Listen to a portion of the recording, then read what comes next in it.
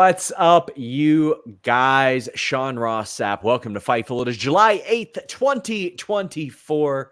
We're here for your post WWE Raw review. We had Money in the Bank and NXT Heatwave this weekend. I did a review on Saturday with Wheezy. Alex and Kate had you covered on Sunday.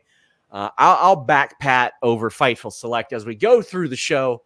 We've got Denise Salcedo back here with us. Denise, how you doing? I'm doing really good coming off of that ending of Monday Night Raw today. I got to tell you, I wasn't expecting what we ended up getting at the very end. Well, your boy was, and if you subscribe to FightfulSelect.com, see, I was so excited to get that out.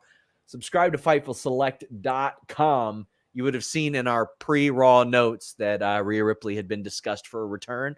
I want to say about 3 weeks ago, there was word, she's not going to be back till SummerSlam.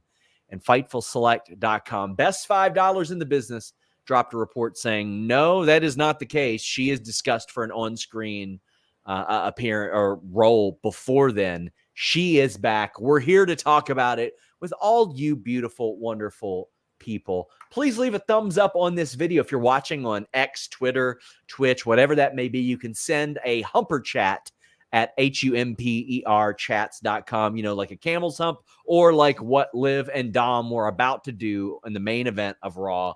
And you can donate a super chat here at youtube.com/Fightful. Over the weekend, Joel Pearl interviewed very quick talks with Carmelo Hayes, LA Knight, and Tiffany Stratton. Make sure you guys check that out. But hey, leave us a thumbs up. And if you're watching after the fact, leave a comment on the video. I am in there every day talking with you guys in the comments. I am also talking with you guys every day on FightfulSelect.com and our Discord. Enough of the plugs. Let's get right down to it. Denise, something very terrible happened today. Well, what was that? Dom's going to be in the doghouse? Is that the terrible thing that happened today? No, I was minding my own business. Just not doing anything really that bad. I said that I could beat up Effie in a wrestling match numerous times. Some would say to an annoying degree. And for some reason, GCW decided to book me against Effie next week. And what they decided to do, Denise, is to use a selfie from Chris Van Vliet's website, not from this decade. I did not live in this area code when I took this photo. I'm sorry, but you guys look like twins. You guys have the same eyes, the same nose. Maybe if I wouldn't have cut my hair, same legitimately, facials? I'll say this. Hey, whoa. Me and Effie do not have the same facials, you sicko. You freak. How dare you? I'm just saying, you guys look say like anything twins. like that. Don't be talking about my facials. You don't know anything about that. You don't ever speak on that. Never. Hey. All I'm going to say is this like who gets to wear that face on a pole match? I'm not wearing anybody's face on my pole. Saying, you guys have the exact face isn't going on anybody's pole, Denise. Stop it. You guys have put it up. You guys look exactly like twins.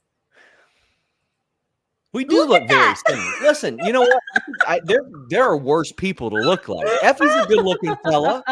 If I still have my long hair, I'm like, I'll tell you what. If I still have my long hair, I would show up with it bleached. Looking like I wouldn't be able to tell you guys apart. It'd be like Effie versus Effie. Well, guys, assuming that I don't kill wrestling in what is my 5th or 6th match back, we are raising money for a very, very good cause, the Dementia Society of America. You can go over to my Twitter. The link is all over the place. It's dementiasociety.org. It's a cause that is very close to my heart. I lost my grandmother a couple months ago. The most important person in my life, to dementia.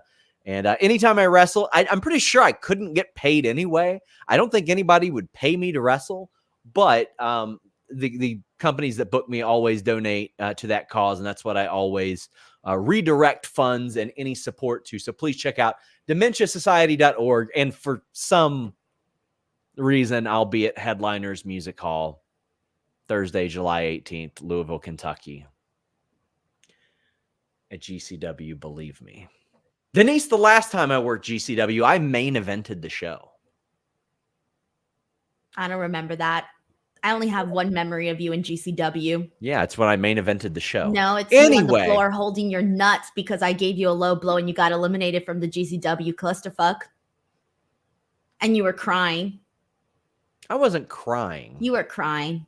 There were just tears coming out of my face. I wasn't crying. You were crying. You were like, That's not crying. That's weeping. Yeah, you were crying and you were like in pain, serious pain. Well, I will say this. You delivered a low blow better than Tonga Loa this week. You know what's funny? I have so much pride in that. That man hit 2 heads that day. Damn, dude, bro. Okay, I can honestly say that there's something that I do better than a professional wrestler, and that is I can hit a better freaking low blow than him. Come on, I gotta own that. God. I'm very proud of that. We got Bad Apple Jam Treebeard saying, so Effie is about to F up Sean. You see, I see. Well, you know what? Listen, I disagree with that, but how about this? Any Effie SRS related super chats over the next couple of weeks will also go to the Dementia Society of America. So thanks for that, I guess. But we do have WWE Raw to talk about. FightfulSelect.com, best $5 in the business, reported that CM Punk was kicking off tonight's show. He came out, he talked about Drew McIntyre a little bit, but then he's interrupted by Seth Rollins. And Seth Rollins is not happy. Seth was like, my attention was diverted a little while after you went and got hurt. But then you went and got my attention because you didn't just cost Drew McIntyre the world championship. You cost me the world championship. And on top of that, you cost me any potential opportunity to win that world championship while Damian Priest is champion. So Seth Rollins understandably pissed off here. And CM Punk, it's so funny because even in kayfabe, it's so hard for him to apologize. I love that he has at least embraced that because that's how even his supporters see him. You can't imagine him saying, sorry, my bad. And then he does. He apologizes, and then he goes, but because it's you, I can't really be that sorry about it. Ooh, I can't wait. This is the multi-layered type of story that is really excelling in WWE right now. We actually saw a little bit in AEW too with Ospreay, MJF, and the people that they're feuding with. I like this, where it's not linear, one person, and they never pay attention to anybody else. I really love this. We're going to spend some time on this one, Denise.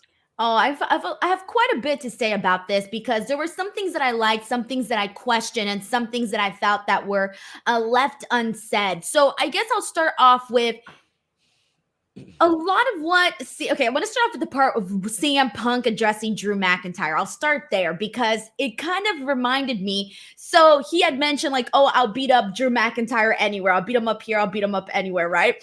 And it reminded me of when Chris Jericho did the segment with Chris Benoit where he said, I'll beat Benoit up on a boat, on a goat, when he's a blushing bride.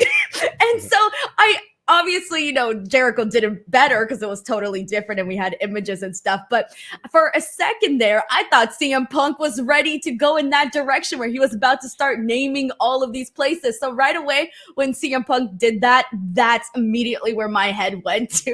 On a boat, on a goat. It kills me every time. So anyways, the part with Seth Rollins, though. So this was interesting because the way that you saw this promo play out, everybody here can agree that Seth Rollins won because he had the mic drop moment, right? He even used some of CM Punk's own words back at CM Punk. However, I feel like CM Punk, or the way that this segment was formatted, they did not let CM Punk truly be CM Punk here. Because we all know, had they waited just a second, had they not done the mic drop moment, CM Punk still had a whole lot more that I think he could have said there. And I feel like they intentionally cut off the legs of CM Punk in this segment to help make Seth Rollins look good here. And so when I was watching this, I was thinking, damn, I feel like they made CM Punk hold back here to make Seth Rollins look good in this segment because we all know that there was plenty more that could have been said there, especially from CM Punk. I know for a fact he had like at least 5 to 10 different burns or reactions that he could have told. Or Seth just a hockey reference or something. Anything.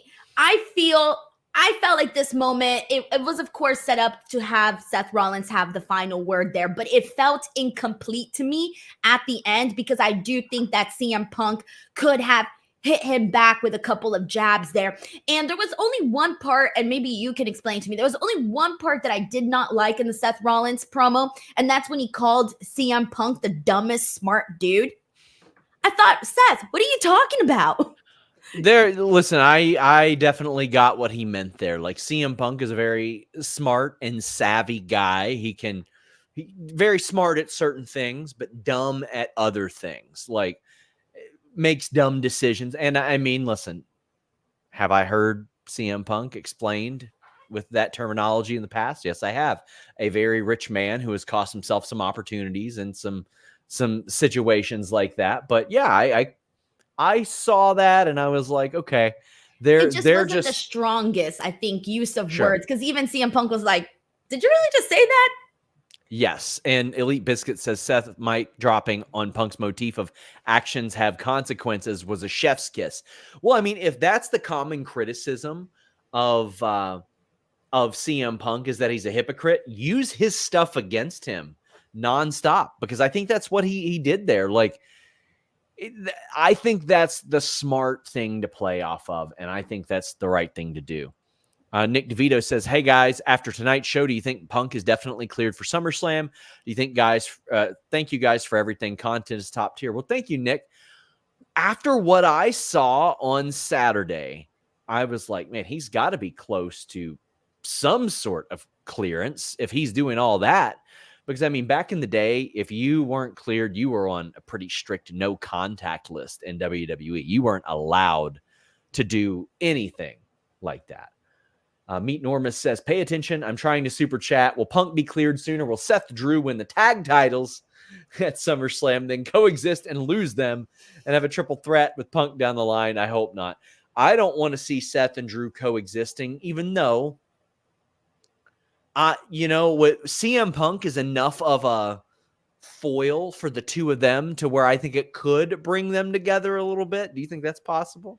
I can see Drew doing it because Drew seems like he would do anything, absolutely anything, go to the end of the world to just try to end CM Punk. So I can see him befriending. What's the saying is, the enemy of my enemy is my friend. Is a friend, yeah. Yeah, and that is exactly how I can see that playing out with Drew, Seth, and CM Punk, because right now, CM Punk is enemy number one.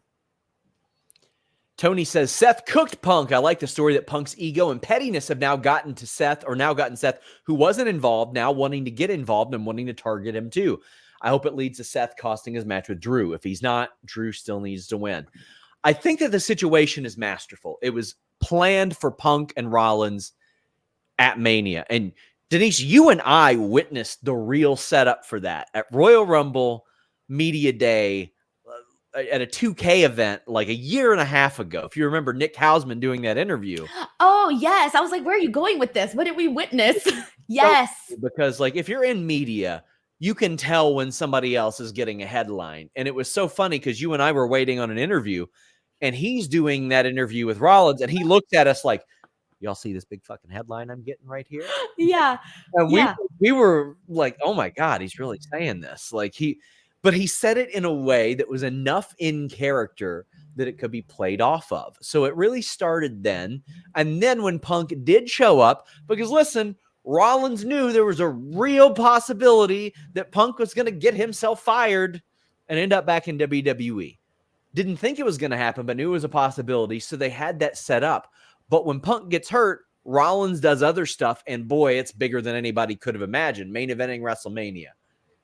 But while Rollins is out, you can't really continue that feud. So the Drew thing worked out perfectly. Now to weave them into one another and Rollins to be like, all right, you little bitch, this is why I didn't like you to begin with. I think it's really great. I think. No, I mean, this is definitely something that we were starting to get. Obviously, we all know that this was the WrestleMania match that we were supposed to see, and we didn't. And when we saw that little confrontation with Seth Rollins and CM Punk last night, 2 nights ago at Money in the Bank, it felt like, okay, at least that's still something that's happening, because I feel like they truly got something good there, because you mentioned the Nick Hausman thing. And yeah, the second that Seth Rollins started going off, calling him a cancer and all of this, I almost feel like, I don't know, what are the chances? I guess the chances are high, because nowadays I feel like sometimes in a lot of wrestlers, Sean, and you know this, they're afraid to talk to the media sometimes, and and they're afraid to talk to people because sometimes they get set up for clickbait. They get set up for clickbait, and they are afraid of answering certain questions. So I feel like, okay, like what was going through his mind when he started going off and calling CM Punk a cancer? Did he have some sort of hint, some sort of anything that CM Punk would possibly be going back to WWE? And of course, this was 10 months before, though. Yeah, I know. That's what I'm saying. That's why I think it's like something that, I don't know. I just feel like Seth Rollins would know that would definitely be something that gets picked up. So maybe he just did it on purpose. Maybe that's how he truly feels. I don't know if this is a mixture of how he truly feels or him trying to, set stuff up for down the horizon. I don't know, but it worked out perfectly. We got KE775 saying, so does Seth cost Punk the SummerSlam match versus Drew? Doesn't seem like there's a match for him at this moment. Oh, there will be a match for them. Like there's reason for a match, I'm sure. Like there's enough of one, I think. But Bad Apple Jam Treebeard says Punk and Seth versus Drew and Wade Barrett, night 1 at next year's Mania before Drew versus Punk match on night 2.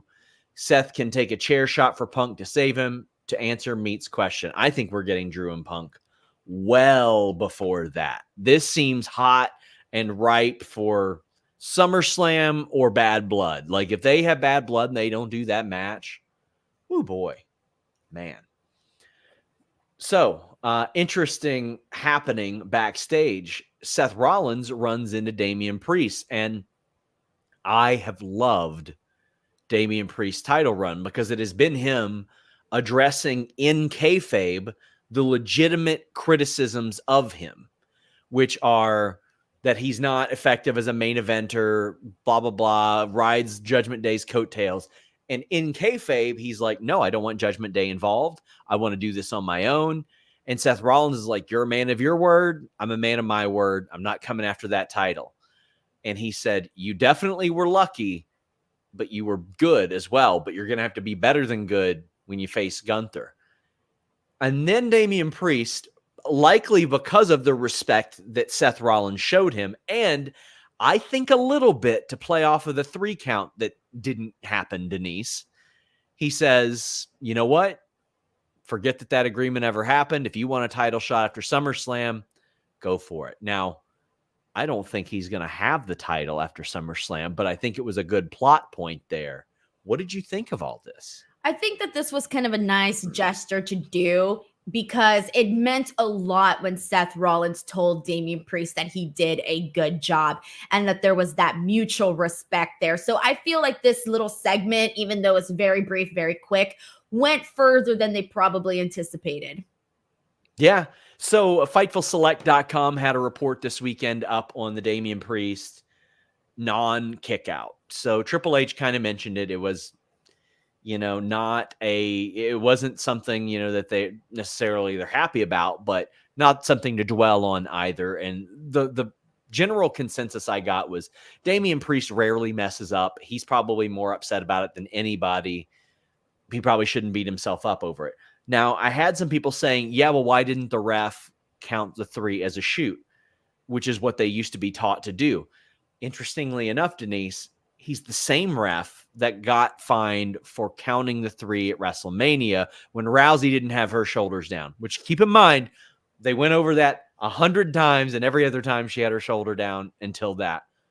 This was a much different situation, as people outlined to me in WWE.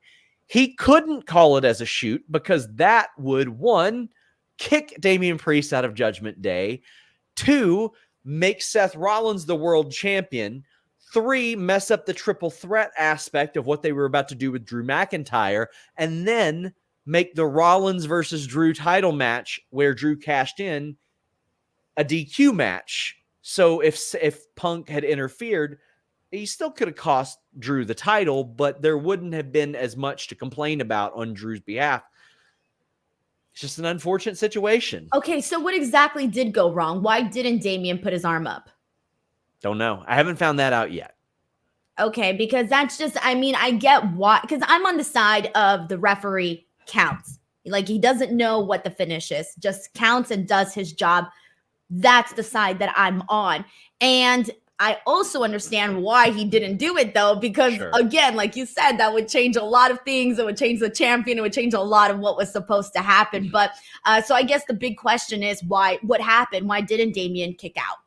I am going to find that out. That's really the only real question. And Apex Caliber says, Priest offered to Seth negotiates his rage at Punk, in my opinion. I disagree with that. A lot of it is the principle. And if you remember, Seth had issues with CM Punk being a selfish human being, being very self-absorbed and not caring about anybody else but himself and not accepting responsibility. This, just as much, was over Seth, realizing that Punk hasn't changed at all. And like, I don't think it negates it at all. Seth had a world title match here. Seth could have still won that match. Like, so no, Punk got involved. What was what was the super chat? I didn't hear that part. They said that they believe that Priest's offer to Seth negates his rage at Punk, but it doesn't at all. Punk still got involved in Seth Rollins' world title match and cost him that match and proved to be the same guy that he's always been to Seth Rollins. Cadillac Carson says, feels like Bad Blood would be Drew and Punk at Hell in a Cell. Yes, God, I hope so. I hope After so. CM Punk shit on the Hell in a Cell idea, stop with that fantasy booking bullshit. Denise, we are getting degrees closer to Taylor Swift. Maybe it's called Bad Blood. Hey, they did a commercial with Metro Boomin for Bad Blood. Metro Boomin does songs with Kendrick Lamar. Kendrick Lamar was on Bad Blood. Huh? Sean, I don't think you understand how big and famous Taylor Swift is. That's like trying to get, never mind. I'm not even going to go there. Not more famous than me as I go to face Effie. Apple Jam Treebeard says, Effie is about to F up Sean. I see. No. And then he says, after the Effie match, we'll be getting Danhausen versus Seanhausen match. You also look like Danhausen. All you have to do is put the little makeup on, and I swear to God, you're Danhausen. Okay. So I've met Danhausen like 15 times. I realized the last time that it was the first time I had ever seen him without his paint on, ever. And no, let me tell you this. I've never seen him without exactly. And let me just tell you this. We don't look a thing alike. Denise. Yeah, you do. Yeah, you do. If look at this. If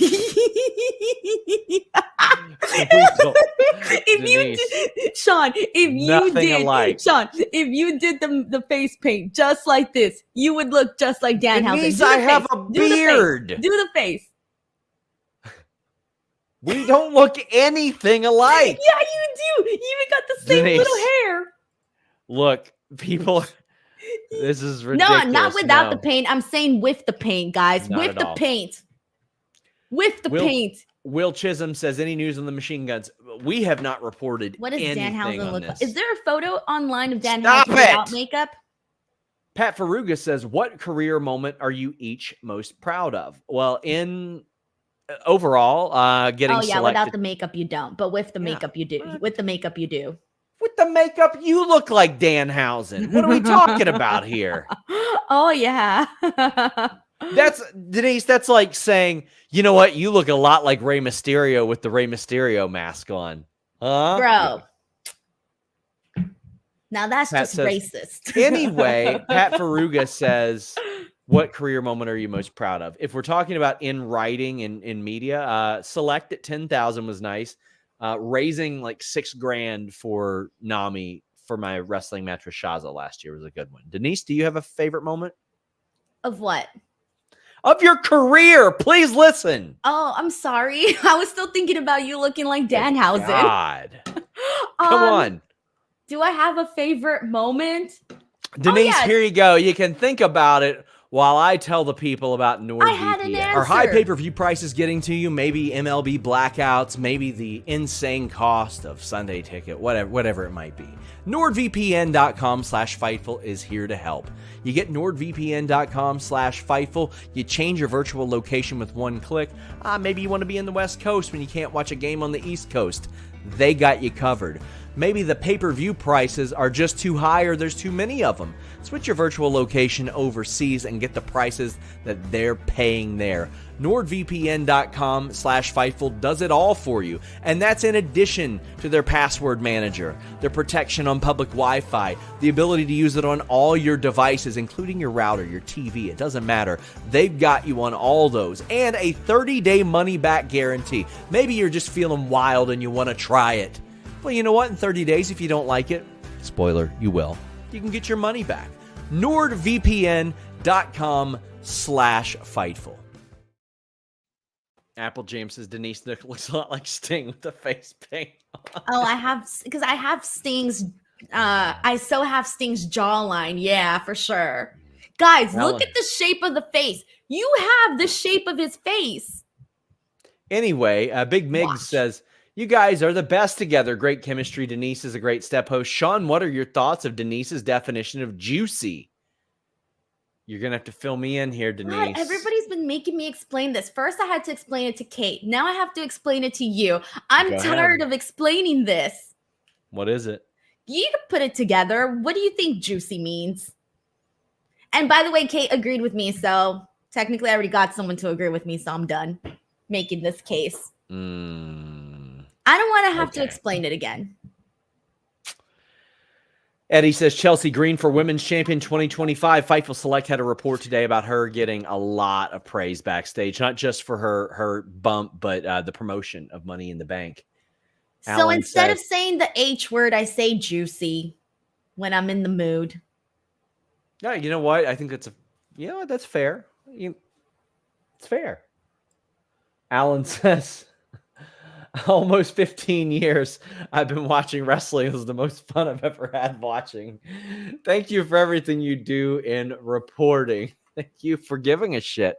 We appreciate you. Hey, look at this. Why doesn't Glaciers of Ice Kicks make me some new shoes by next week for my match with Effie? How about that? How about that one? Shout out to them. Poppy Casso says, I love Punk's character right now. He's the perfect tweener, and in my opinion, based on observations, might be who he actually is. I relate. Yeah, I think this is very close to his just actual personality. I really do.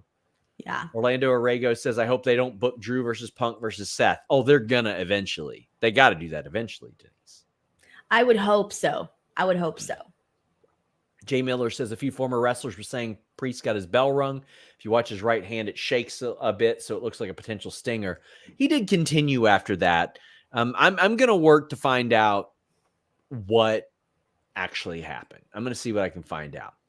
Apple Jam Treebeard says they could do Drew versus Punk at SummerSlam, do a rematch at Bad Blood. Do you think Triple H will give them something like a strap match?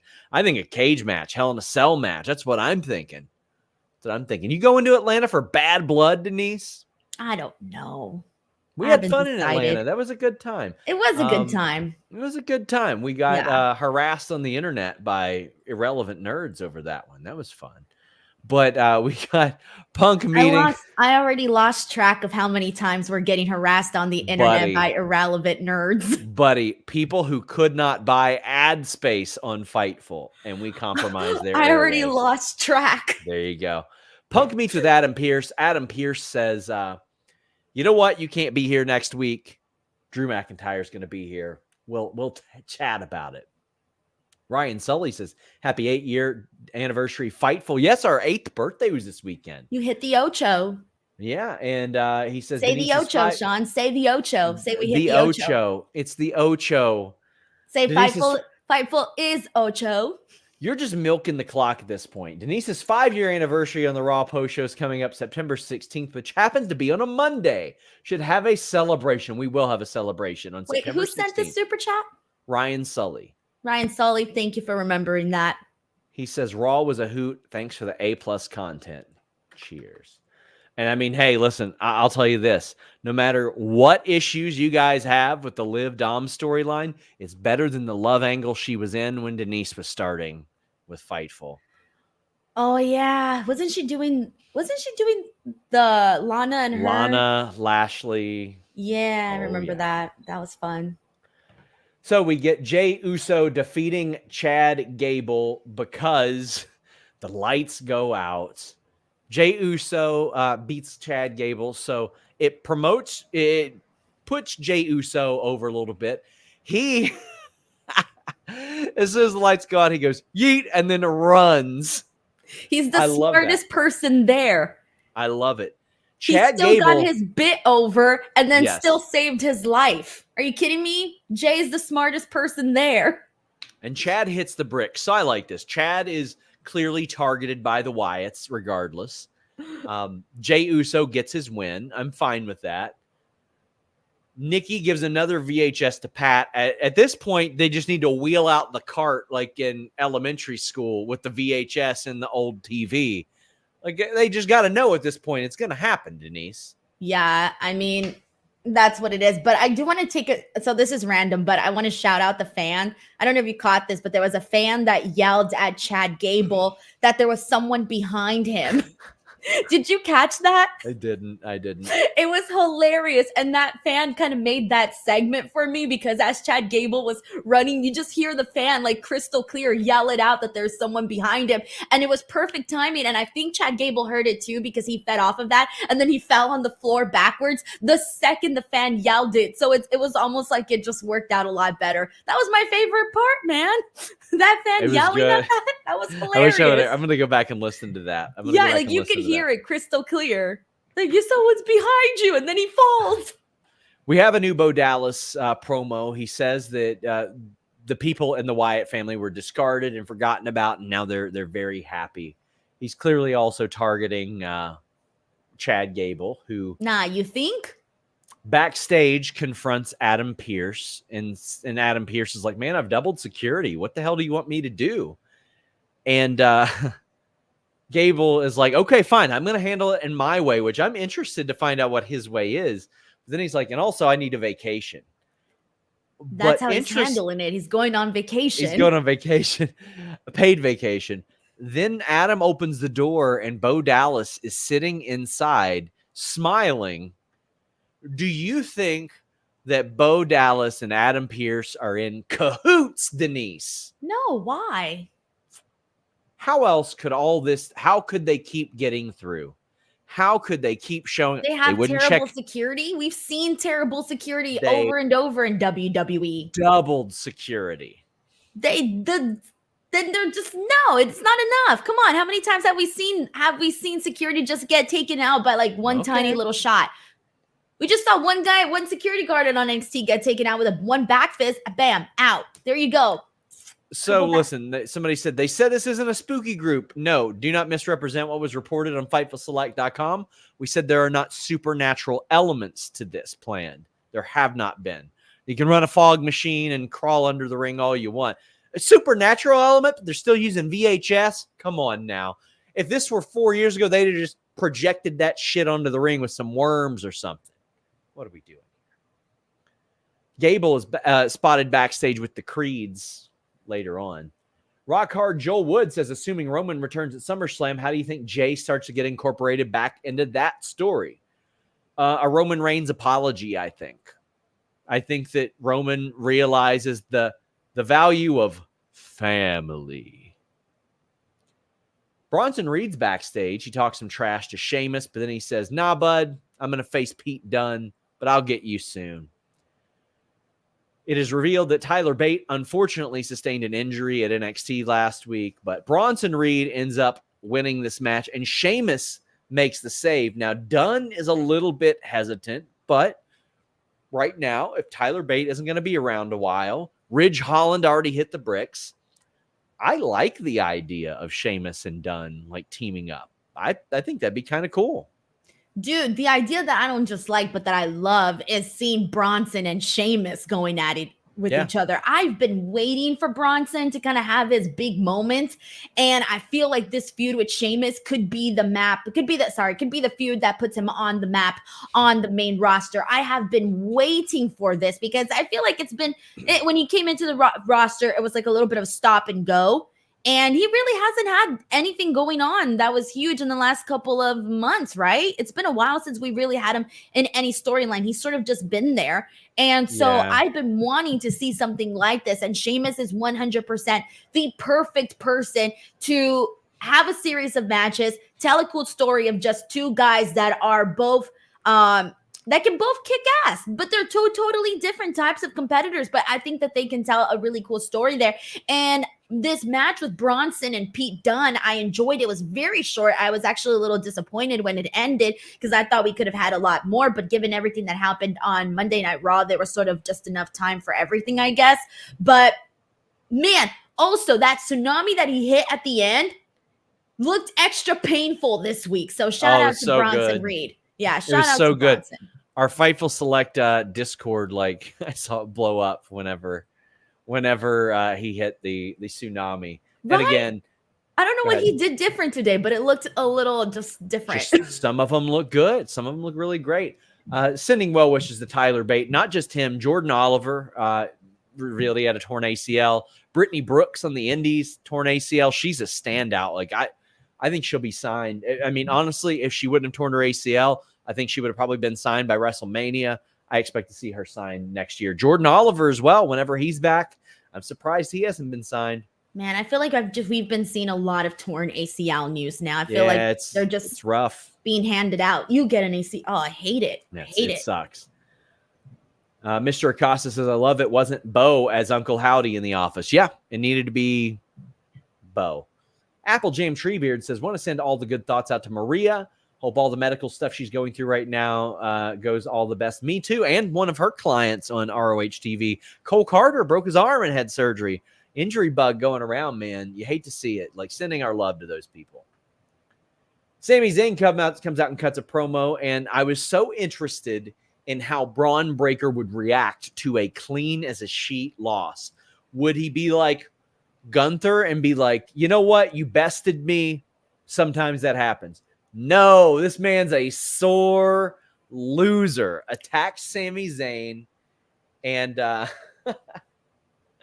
oh boy, it was pretty funny. So the spears were filthy, just rough looking. And then we get the spot. Will Chisholm says the Sami promo felt like he was hitting back at the fans who was mad that he beat Braun. Yeah. What did you think of the Sami promo before we get to what happened? The promo was good.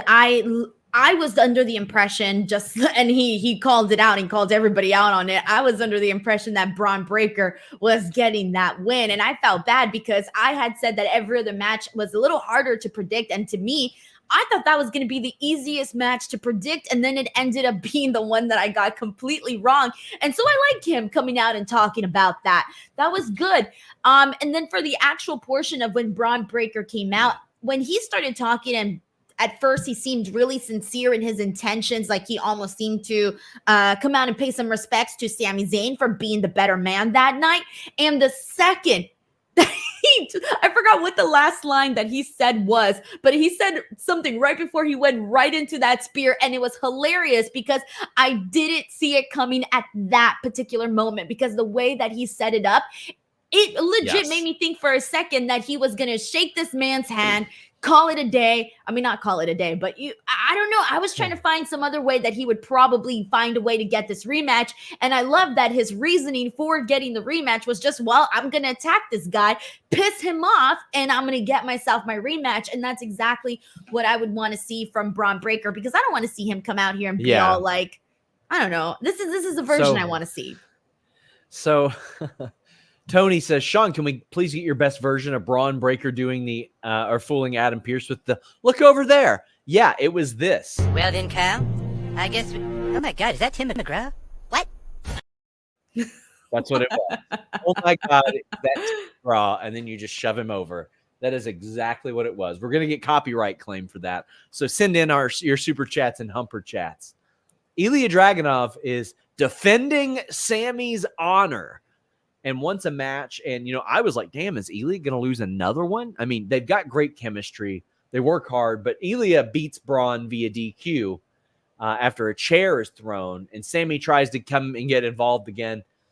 Ilya not taking a pin, man. People get really worked up about Ilya losing on Twitter, but he's still put in these important positions. And Rock Hard Joel Wood says Sammy needs to call his hero Bret Hart.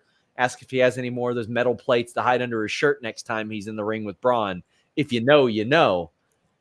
Listen, it made a lot of sense to do this. That they are running back matches like this, and I'm like, okay, over and over again, not a like that. That would be a problem. But so far, I'm like, okay, we're clearly getting another Braun Sammy match. They could add Ilya to it as well. Do you think he ends up being involved in a triple threat? I feel like he should. I feel he definitely should. But that's the thing, though. I have agreed all the other weeks where I feel like Ilya, the losses that he took, we all had a reason or an explanation for why he took those losses the last couple of weeks. When they announced that this match was happening again, I thought, oh man, is he going to lose again today? And then I thought, all right, well, let's see what happens, right? Really good match. Of course, it is what it is. The DQ, when he threw him the chair. Freaking Ilya, man. I can't with this guy. He gets thrown the chair and he's like, too. He's his selling. It's terrific. It's terrific. It's a lot, but it's terrific. And I feel like, yeah, you have to add Ilya to this at this point just to kind of shake things up. But you do also have to have them start to look a little bit, start to get some wins, right? Again, yeah, I understand why he lost all the other times. It made sense to the story that was being told at that time. But now we do need to start seeing him get some wins. But this is also a testament to him, though, because he goes out there and he has such hard-hitting performances that even though he loses, you're like, this guy does not suck. Like, this guy kicks ass, man. He's just that guy. Sami Zayn cutting the promo on people who didn't believe in him. Our partners at BetOnline AG. Listen, we love them. Earliest lines, bet big, fastest payouts, industry best bonuses, safe and secure, payouts in minutes, high credit card acceptance. We've told you about all that at BetOnline AG. But they had Braun Breaker favored. There were like 4 underdog winners this past weekend. I had Braun Breaker winning too. They did as well. They also had Trick Williams as a minus 1,000 favorite. Anybody who bet on Ethan Page made some money there. But not just that. Also, Chase U was favored. I ended up picking Nathan Frazier and Axiom at the last moment on our Discord. So that was an underdog pick that we gave you. In addition to that, I thought that Carmen Petrovic and Ariana Grace, who were just slight favorites, were one of the most slam dunk possible wins that there were because of them being local to the area. So you could have made a little bit of money on that one as well. Tiffany Stratton, of course, big favorite. Damian Priest was a slight favorite. That's one you all could have benefited from as well. But Drew McIntyre was an underdog. He started as the favorite, became an underdog, and then Jey Uso finished as the favorite. So listen, you could have made some good money on BetOnline AG this week. And hey, you can as well this weekend. They've got TNA odds up right now as well.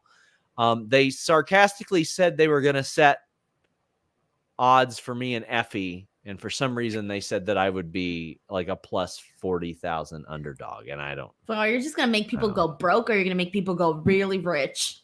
I don't know. Yeah, but Trevor L says, was Ilya okay? I hope so. But it'd be cool to see the fencing position disappear from selling.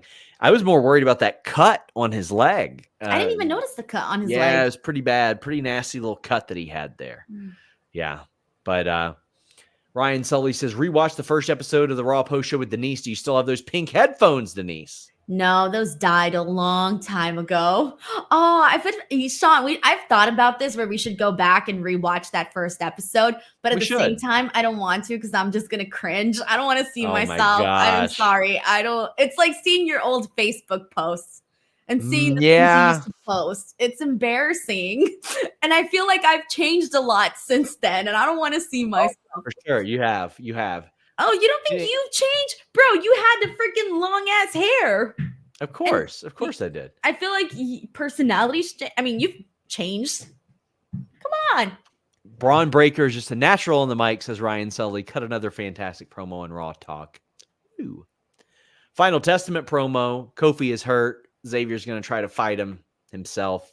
We'll see how that goes. You know what we should do, Sean? Watch that same episode that we watch on Raw and see if we agree with our own opinions. Oh my God, that would be such a terrible episode. Right, because I'll be like, why the hell did I say that? I didn't even what? Love for Boost says, just want to say Rio is tough as hell. Yeah, Fightful Select. Unfortunately, reported on our free tier. She's injured. Yuka Sakazaki injured as well. Said she acted just like Danielson when she broke her arm, realized something is wrong and kept going like she's okay. Yeah, sending our love to her too. That really sucks. KE775 and Ryan asked for an Natalia update. Says, do you think that she resigned? Are they getting ready for her on a new story? Things have gone really quiet on her WWE status, even though she's still on the roster page. They don't always remove people from the roster immediately. So she was not at Raw. She wasn't at SmackDown, which it was in Toronto. She wasn't at Money in the Bank. She wasn't there. But I'm not ready to say that means she is or isn't leaving or anything like that. Her deal was set to come up, but she also doesn't strike me as the type of person that makes hasty decisions or anything like that. To me, I feel like if she was gonna go to AEW, she probably would have done the Owen. Like that would have been the thing that she did. But things are very quiet over there. Drew says, say his name and he appears. I assume NXT has some big plans for Hendry. That's what Corey Brennan reported on FightfulSelect.com. He was featured at the end of the show. His face flashed up there. And he was featured on the NXT commercial tonight. We had a Gunther vignette. Of course, that's going to kick ass. But Damage Control defeated Katana, Kayden, and Lyra Valkyria. Afterwards, though, Sonya, Shayna, and Zoe lay out Damage Control. I'm so glad to see this trio. I'm glad to see them together. I'm glad to see Sonya getting physical again. They brought her back, a little bit early, but now it seems like she's ready. She's missed, a full year out of the ring. But Denise, how are you feeling about all this from the result of Damage Control to this new faction? The match itself was fine. I think, Kayden and Katana, they're kind of always in the same place. So maybe this addition with Lyra Valkyria can actually go somewhere. So we'll see. In regards to Sonya, Zoe, and Shayna, the one thing that I'm worried about, or not necessarily worried about, but the only complaint that I have is that when Sonya came back, it was teased, right? Like they were going to start, she started going after them. She wanted to sort of, take over as a not mentor, but a manager, I guess, whatever she's going to be to them. And that kind of started off and we were seeing it happen. And then we just didn't see them anymore. And I forgot this entire storyline. And when they came out today, I thought, that happened like a few weeks ago. What's going on there? They've been popping up like in the background of other people's shots. And I just didn't remember any of this. And I was like, okay, cool. I'm glad they're back. But now I actually want to see it on a weekly basis before I go out and forget again about them.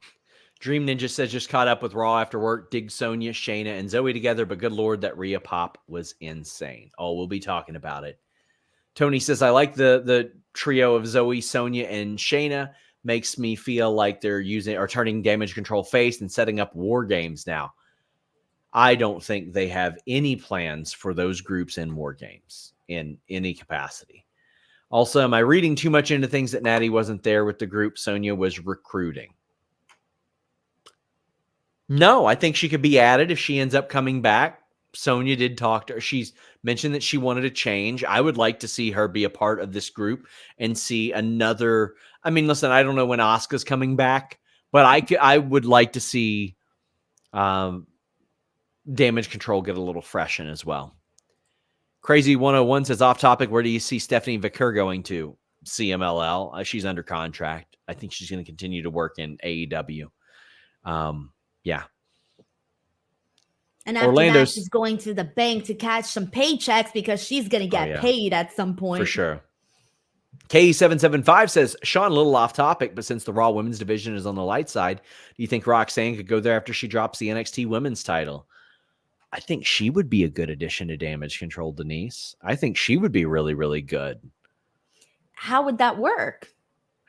She joins Damage Control. I know, but in what position? I feel like the spots are kind of already taken there. There's someone that's doing something, a little bit of everything there. But they used to have Asuka and Bayley. They can fit a Roxanne Perez in. Fitting in with Damage Control. Oh, I think so, especially if Natalya joins the other group.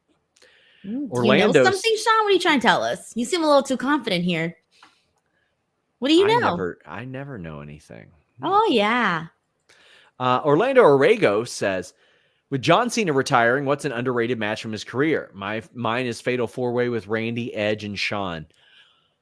Ooh, I know a lot of people talk about the Money in the Bank match with CM Punk, but the one on Raw from 2013 was incredible. The Royal Rumble match with AJ Styles was great. He had one against Cesaro that was just unreal. The Umaga match, Last Man Standing, incredible. But I think the one, if we talk about underrated and oft forgotten, there was an episode of Raw. I want to say it was in the UK, and the match went an hour, or it was 56 minutes or something like that. It was so freaking good. They just put on an insane match on Raw in the UK. The same show that had Melina beating Maria in a minute and Great Khali beating Carlito in 3 minutes and all that stuff. Yeah. I think that's a great one. But any matches of his that stick out to you? Who were you asking? Sorry. John Cena! Oh, I'm sorry. I was so confused. I was like, wait, what are we talking about? My God. The whole time Denise. I was thinking about it. Why is okay? So for me, it's funny because the first thing that I'm thinking about right now for the dumbest reason is I'm remembering those promos that John Cena used to cut on the Big Show. I don't know why that's the first thing that popped into my head right now. It just made me laugh. But no, I think you definitely named some great ones there, even though I was sitting here going, wait, what are we talking about? Denise. I'm tired, okay? Carlito, Finn, and JD McDonagh defeat Braun Strowman and Awesome Truth. So there was a fun spot where Braun drags R-Truth around to do his run around the ring thing. But Carlito, Finn, and McDonagh win. This was a match that happened. This existed. Bro, I don't even know what to say about this. What should I know we're going to talk about the stuff in the back afterwards, but I'd rather wait till that because I don't got anything to say about this. There we go. So Liv is helping Dominik stretch. And by this I want to talk about. She is grabbing the leg and pushing forward. And Dom's like, you know what? That actually is a really good stretch. I mean, it is a really good stretch. It does work. But Damian rolls around, and then JD and Carlito and Finn poke their heads out. And Carlito's like, that's not, oh, wow, that's cool. And then Damian's like, man, what are you doing? It's not that hard to get rid of her. And Carlito goes, I don't know, it looks pretty hard to me. Double innuendos. I love that. This is the most interesting Carlito has been since he debuted or returned in Puerto Rico. He is pretty good comic relief here. Yeah, because I feel bad because I really wasn't digging what they had Carlito doing since he came back, and I felt bad, but I was just completely disinterested in anything that they had Carlito in. But now my favorite things, which is not really that much, but I guess my favorite things are like what you said, him going in the back and just randomly going, oh, that's cool, when he gets a naughty picture on his phone, and oh, that looks hard, and we're all thinking exactly what they were trying to get us to think about. That's kind of been the two best moments since Carlito's return, which is kind of sad, actually. Yeah. Will Chisholm says Triple H and HBK calling back to their own stuff pops me. Dom and Liv calling back to Triple H and Trish. Yeah, the old hammerlock reverse. Hammerlock reverse. Annie Brown says Denise about to say that Sean looks like John Cena. Bro, you wish.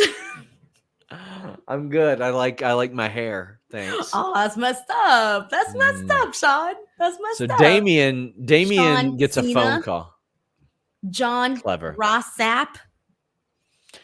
All right, I'm done. Anyway, Damian gets a phone call, and it's coming now on FightfulSelect.com. We had in our pre-Raw notes that Rhea has been discussed for an upcoming return, and that's what it was heavily implied. Now, backstage, Dominik tells Adam Pearce he doesn't want to do this match, and he goes, Liv asked for it. He's like, yeah, I really do want to beat my dad, so okay. I loved it when he goes, you keep getting involved in these women's title matches. And he goes, wasn't me. Just outright, just didn't do it. Wasn't me at all. Liv, is saying that she's doing it to help him beat his dad. And she does. She knocks Rey Mysterio off the top of the post. And Dominik gets his first win over Rey. Gabriel says, Dom needs to use that blue chew. Tell him to use the code Denise. No, use the code Fightful. No, use the code Denise. You get harder. Fightful. Just works harder. And it's juicy. Anyway. And we have leather parties. We don't, oh boy. We don't necessarily code Denise. Don't necessarily need to talk about the match. Everybody's here to talk about what happened at the end. Dominik is about to fold, Denise. Dude, he had that twinkle in his eye, man. He was ready to be like, I love you, marry me, girl. He had a lot more than that. And people are like, what the hell is going on with Denise? Damn. Hey, look at that. Denise. Yeah, see, there's some nice comments in there, Sean. Why don't you blast those? No, this is stupid. Anyway, Rhea Ripley shows up as Liv has her legs wrapped around Dominik, and Dominik is about to fold. And Rhea just runs off Liv. Liv hits the bricks. Liv is like, oh no. The ramifications and consequences of my actions are now here. Dom's in there working stiff. And all of a sudden, Rhea shows up and gets in his face. And he tries to hug her, and we go off the air with her just walking away. K775 says, is Rhea cleared to wrestle at SummerSlam? Don't know yet. Apex says, I think Dom is more valued by Liv than Rhea. Yes, but you got to wonder, is Liv using him? Because listen, at this point, was Rhea using Dom in the beginning? Probably. But at this point, she could find anybody on the roster and make them fold. So she's got to have some sort of feelings for Dominik within this character. How are you feeling about all this, Denise? I'm torn. I got to tell you, got to be honest here, because Dominik looked like he was falling for Liv Morgan. And that moment, the intense eye contact, you know how many romantic comedies I've seen in my day? I've seen them all. And this is the look that he gets right before he falls. And so I was very interested. I hate this stuff. I hate love stories because they always suck me in. And so I'm watching this and I'm very, very much paying attention because I'm thinking, oh, they're going to kiss. Oh, he's going to smile. He's going to hug her. I'm thinking this is going to be their big little happy moment where Dominik finally gives in to Liv Morgan. And so that's where my mind was going. And then all of a sudden we hear Rhea's theme song and I'm going, oh, he fucked up. He is every man, every woman that has ever cheated on their spouse. You fudged up. You're in the doghouse. You looked at the waitress too long. You slept with another woman. I don't know, but he messed up. And that was great. Liv Morgan running away like a coward. That worked for her. But Dominik Mysterio, man, I think everybody kind of felt just a tiny little ounce of pity for him because you knew he was about to get it. He was about to get it. And let me tell you, by the way, if Rhea Ripley was Latina, Dominik would have been dead by the end of Raw. Like, you would not be seeing that man standing up tall. He would have been dead, done, and Liv Morgan's head would have been hanging on some stick. So if you watched on TNT Sports with NordVPN, Rhea did leave the ring. Dominik tried to apologize. Rhea wasn't having any of it. Liv was laughing in the distance. Get in your super chats. Get in your humper chats. We are heading down the home stretch. As Ryan Sully says, WWE posted a video of Liv watching from the ring after Raw. Then as a smirk on her face was the plan all along, methinks. Who else was in on it? Finn? That's the question. Who was in on it? Who helped make this happen? Who is Liv really in cahoots with? Who is she actually dealing with in that sense? Man. Bad Robot, if you sent a super chat, Luis will find it. That much I promise you. Or I will myself. But Ace Steel says, Dom and what if Dom and Rhea are on the same page all along and dupe Liv at SummerSlam to an enormous pop and win back the world title? That's what I was about to bring up right now, that I feel that that's definitely a possibility because he fell for her. Sean, I just said it. I've watched so many romantic comedies. He had the look on his face. She won him over with stretches, chicken nuggets, and video games. Yes.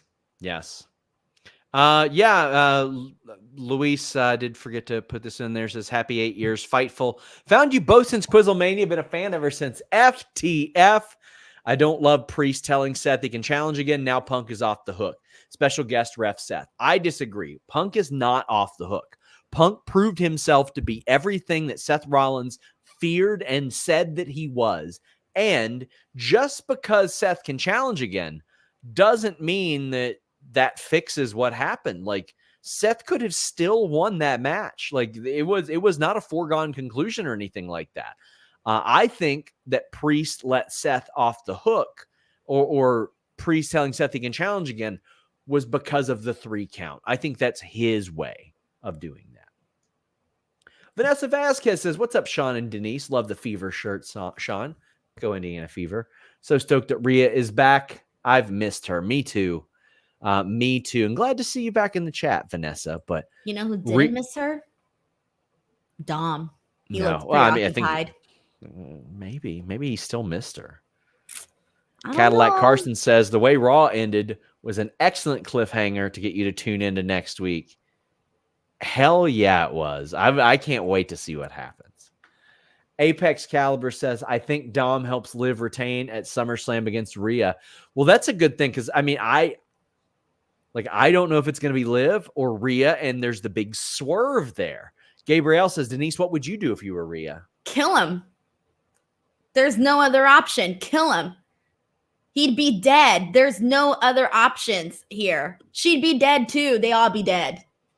I don't think you understand. Sean, if this ever happened to me in my love life, let's just say you would be talking in my documentary, talking about how I got arrested for murder, and you would be in my Netflix documentary. Always knew that bitch was crazy. Count. That's what I would say. Yes, I knew it. I knew it all along.